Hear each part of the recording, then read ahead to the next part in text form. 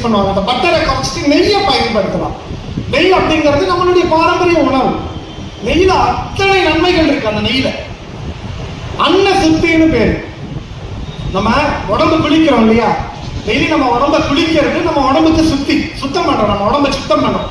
நம்ம சாப்பிடுற சாப்பாட்டுக்கு சுத்தம் எது தெரியுமா? நம்ம சாப்பிடுற சாப்பாடுல எப்படி சுத்தம் பண்றது? அந்த எத்தனையோ ஒரு இடத்துல பயிர் பண்ணி எத்தனையோ சூழலை தாண்டி வந்திருக்கு. அதுல கண்ணுக்கு தெரியாத உண்மைகள் இருக்கலாம், மண் துகள்கள் இருக்கலாம், எத்தனையோ விஷயங்கள் இருக்கலாம். அதெல்லாம் கடந்து நம்ம உடலுக்கு நல்லதை கொடுக்கணும் அப்படின்னா அன்ன சுத்தி பண்ணணும். அன்னத்தை எப்படி சுத்தி பண்றது? நம்ம சித்த மருத்துவத்துல என்ன சொல்றாங்க அப்படின்னா, முதல் பிடி சாதத்துல ஒரு தேக்கரண்டி அளவு நெய்யை போட்டு பிசைஞ்சு அதை சாப்பிடுறது பேரு அன்ன சுத்தி அப்படிங்கிறாங்க.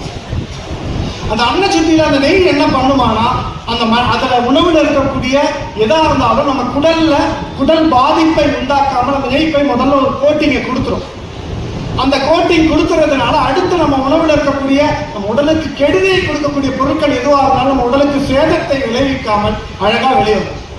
இது பேர் அன்ன சுத்தின்னு பேர். எவ்வளவு அழகா நம்ம முன்னோர்கள் நம்ம உடலை அழகா காத்திருக்காங்க. இதையெல்லாம் நாம் மறந்து விட்டு இன்னைக்கு எங்க வந்து நிற்கிறோம்?